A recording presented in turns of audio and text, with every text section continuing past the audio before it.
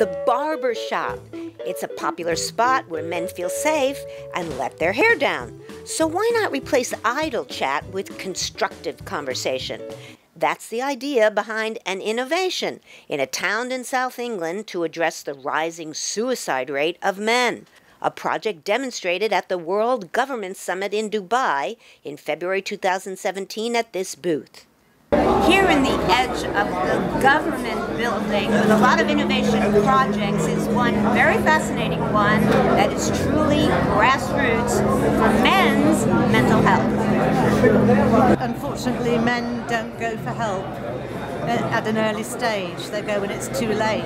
There was a barber in our area called Tom Chapman who had lost a friend to suicide a couple of years previously, and we just happened to start thinking together, why don't we try and do something where men do go? We're looking at developing something called Barber Talk, where we will train barbers to ask the right questions. So instead of the flippant sort of, what are you doing tonight, asking, how are you doing, how are you feeling, how's the family, what's going on? And if they are feeling that somebody is different than usual, about not being afraid to ask the question, you're looking a bit depressed, you're not thinking of harming yourself or anything, are you? And very often people have responded positively, in which case we finish the haircut, but then we can refer them for help in the proper places, or we can accompany them to the GP. Or if it's relationship problems, we can get them some relationship issues.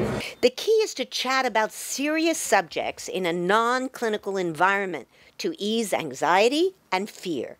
In the next month we're going to do sort of walk and talk where we live at the moment in the Torbay. It's a beautiful seaside resort, so we're just setting up a time and a place for guys just to come down and go for a walk and talk about things. If anything gets brought up, it gets brought up. If not, it's just a group of guys just going for a walk and discussing about anything.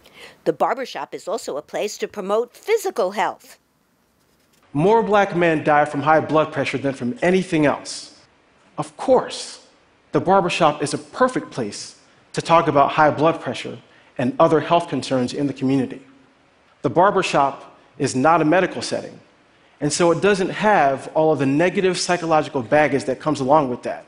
We teamed up with an amazing cadre of black barbers and taught them how to measure blood pressure and how to counsel their customers and refer them to doctors to help manage high blood pressure. The barbers were not only willing to do it, but they were damn good at it.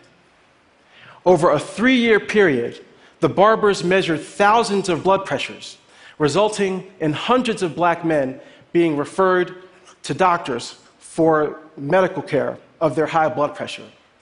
These barber-doctor partnerships resulted in a 20% increase in the number of men who were able to achieve target blood pressure levels. In New York City, where my journey has currently led me, with an incredible team of diverse research assistants, community health workers, and volunteers, we've been able to partner with over 200 barbershops and other trusted community venues to reach over 7,000 older black men.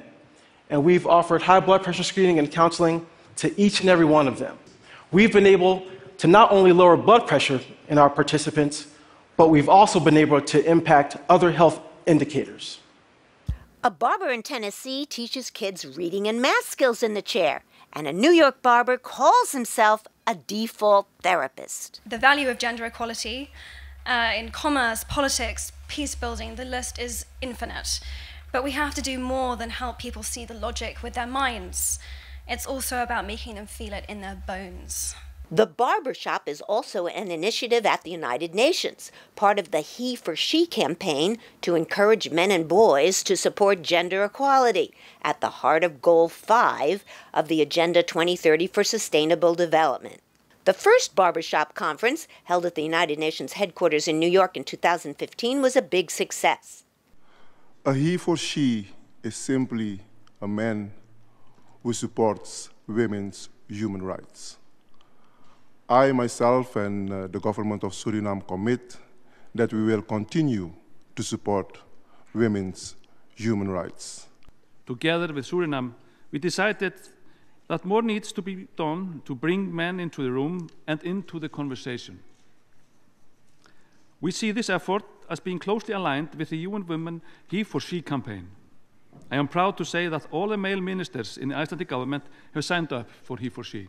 The Barbershop toolbox on the web has workshop guides for cutting-edge conversation on gender equality.